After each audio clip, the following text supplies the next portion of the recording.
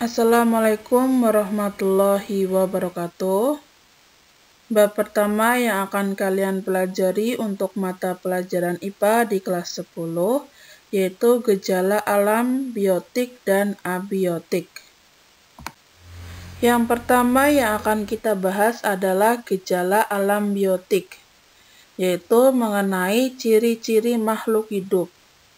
Sebelum ke ciri-ciri makhluk hidup, Ibu mau bertanya nih, bagaimana kamu dapat mengetahui bahwa suatu benda itu hidup atau tidak hidup?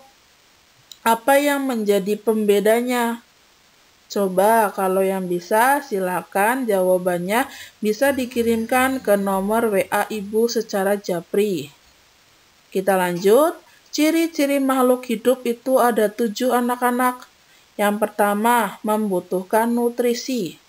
Yang kedua, bernafas. Ketiga, tumbuh dan berkembang. Keempat, mengeluarkan zat sisa atau ekskresi. Yang kelima, bereproduksi. Yang keenam, menanggapi rangsang. Dan yang terakhir adalah bergerak. Ciri makhluk hidup yang pertama yang akan saya bahas yaitu makhluk hidup membutuhkan nutrisi.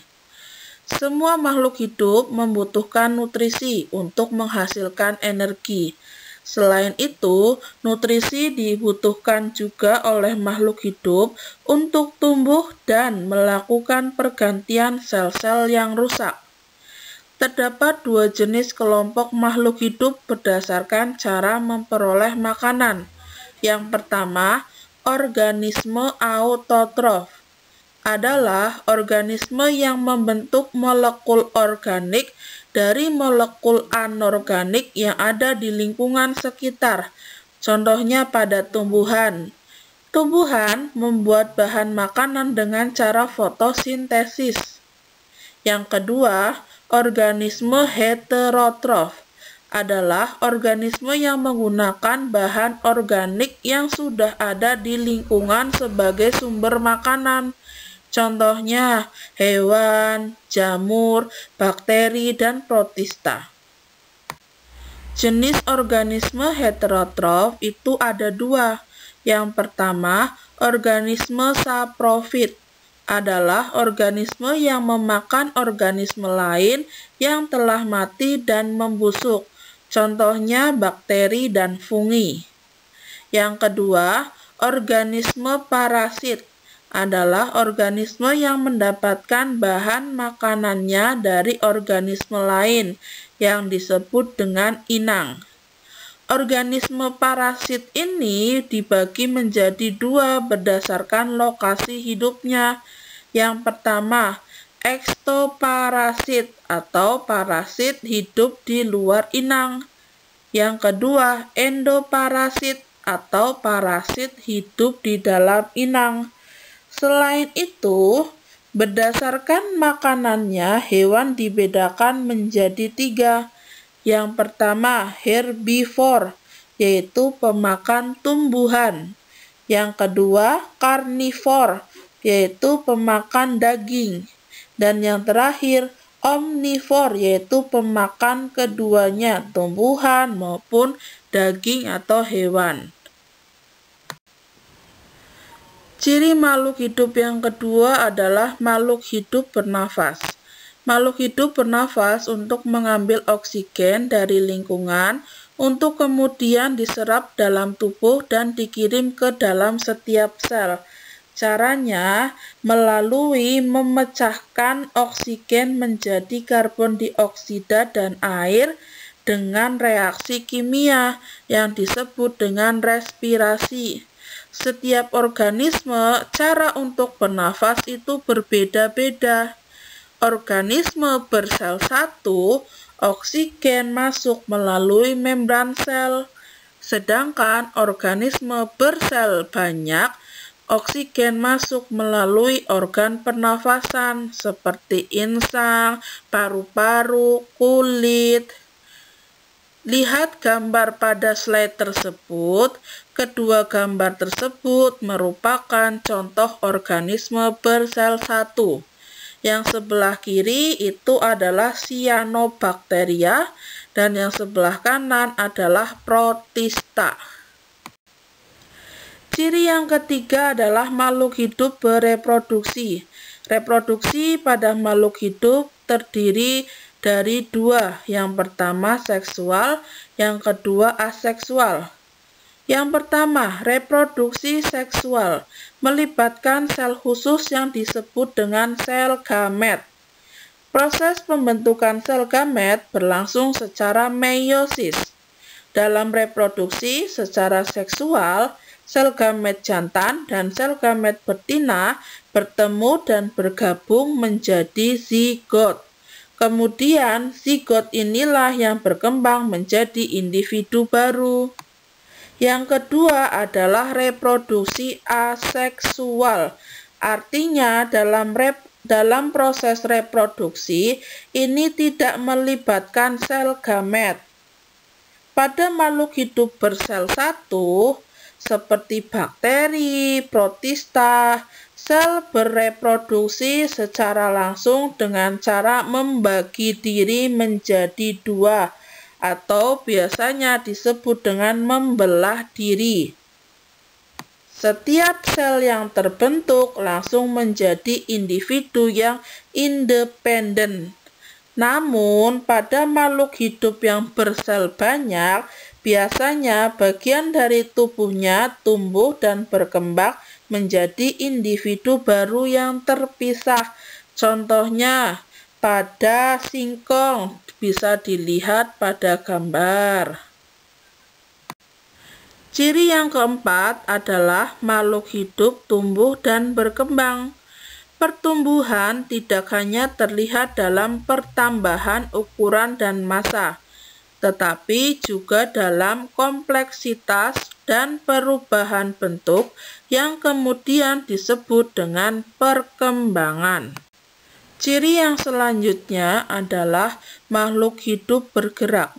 Bergerak adalah perubahan posisi anggota tubuh dari suatu organisme. Contohnya, mengunyah, bernafas, denyut jantung, mencari makanan, menghindari predator. Itu adalah contoh makhluk hidup bergerak. Ciri selanjutnya, makhluk hidup peka terhadap rangsang.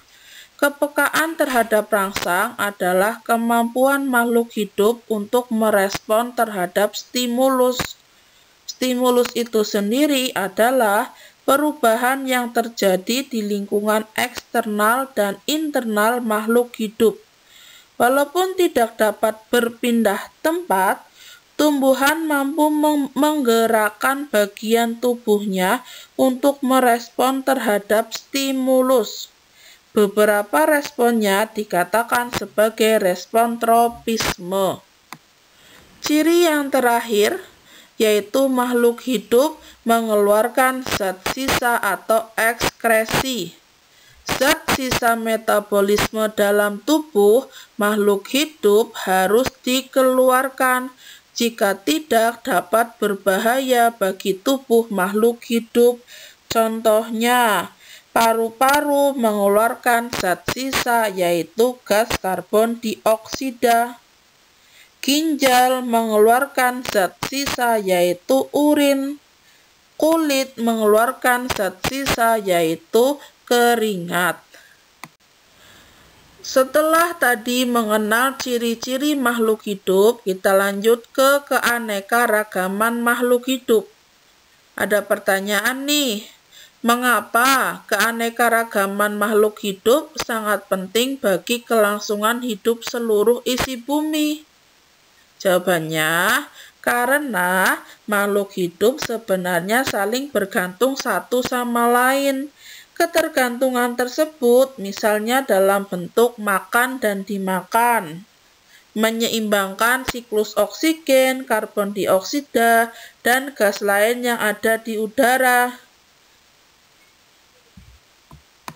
Selain itu, makhluk hidup yang beraneka ragam berpotensi untuk dimanfaatkan bagi kepentingan manusia, misalnya sebagai sumber bahan pangan, bahan baku obat, bahan pakaian, bahan kertas, dan lainnya. Pada keanekaragaman makhluk hidup terdapat tingkatannya. Yang pertama, keanekaragaman tingkat ekosistem. Variasi makhluk hidup yang ada pada ekosistem yang berbeda merupakan wujud keanekaragaman makhluk hidup pada tingkat ekosistem. Contohnya, jika ketinggiannya berbeda, maka ada perbedaan suhu. Itu contoh keanekaragaman tingkat ekosistem. Contohnya lagi, intensitas cahaya matahari beberapa tempat berbeda. Misalnya, di tepi pantai dengan di hutan hujan tropis pasti berbeda. Yang kedua, keanekaragaman tingkat spesies atau jenis. Banyaknya jenis makhluk hidup di alam menunjukkan adanya keanekaragaman makhluk hidup pada tingkat spesies. Keanekaragaman tersebut dapat diamati, misalnya hewan yang dikelompokkan dalam keluarga atau famili primata.